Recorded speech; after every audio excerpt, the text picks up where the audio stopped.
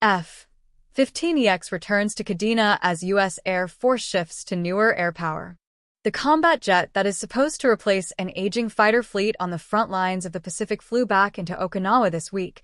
months after the Air Force quietly admitted its permanent arrival has slipped by a year. An F-15EX Eagle II, escorted by two F-15E Strike Eagle aircraft, landed at Kadena Air Base, Japan on June 29, 2026, all three jets belonging to the 85th Test and Evaluation Squadron out of Eglin Air Force Base, Florida, according to Pacific Air Forces. The visit marks the second time the Eagle II has flown into Kadena for training, following its first appearance there on July 12, 2025, and it gives pilots, maintainers, and support crews another chance to work with the jet that will eventually replace the base's retired F-15CD fleet before the aircraft becomes a permanent fixture at the base. When the Pentagon announced in July 2024 that it would station 36 F-15EX Eagle IIs at Kadena to replace the 48 aging F-15CD fighters flown by the 44th and 67th Fighter Squadrons, officials targeted spring 2026 for the first jets to show up.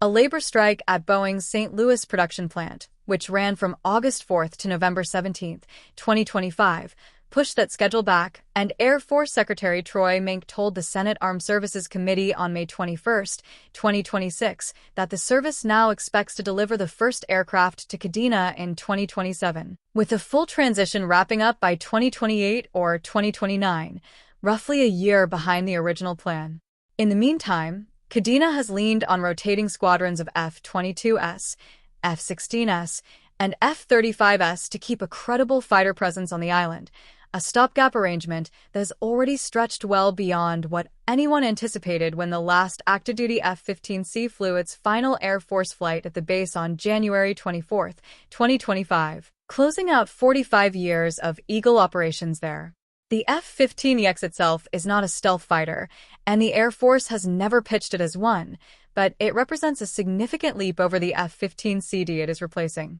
Derived from the F-15QA built for Qatar, the Eagle II adds the Analk 250 Eagle Passive Active Warning Survivability System, an electronic warfare suite that detects and jams enemy radar and missile threats, along with fly-by-wire flight controls, modernized cockpit displays, and an open mission systems architecture that lets the Air Force plug in new sensors and software over time without redesigning the entire aircraft. It also carries more weapon stations and a larger overall payload than the jet it replaces, letting a single F-15EX carry a heavier mix of air-to-air and air-to-ground munitions than the aircraft it is retiring, a capability the Air Force argues offsets the fact that 36 Eagle IIs will eventually stand in for 48 older Eagles, a 25% reduction in raw aircraft count that officials say the newer jet's expanded capacity should help offset. Lieutenant Colonel Casey Watts, commander of the 85th Test and Evaluation Squadron, explained why repeated visits like this one matter,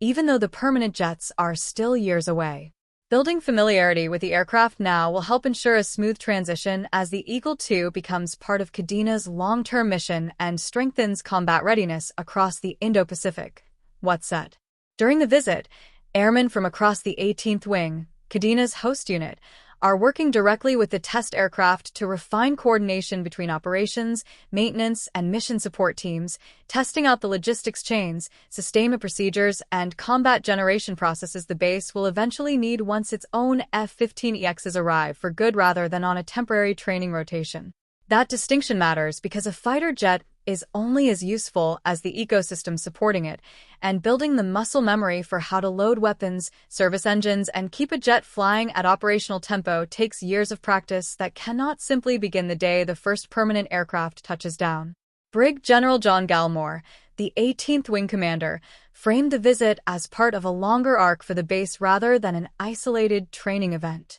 The F-15EX represents the next chapter of air power at Kadena. Our airmen have the opportunity to train with the aircraft, build confidence in its capabilities, and ensure we're ready to project lethality and integrate into operations as we continue providing combat power in support of a free and open Indo-Pacific, Gallimore said. For the 67th Fighter Squadron, which will become Kadena's first operational F-15EX unit once the permanent jets finally arrive, integration events like this one carry outsized weight, since every hour spent working alongside a test aircraft now translates directly into institutional knowledge the squadron will lean on once it stands up its own fleet. The squadron traces its own history back to 1979, when it became the first unit in the Pacific fully equipped with F-15C Eagles, and its transition to the Eagle II represents a continuation of that legacy rather than a clean break from it, even as the actual jets it will fly remain grounded in production, delays thousands of miles away.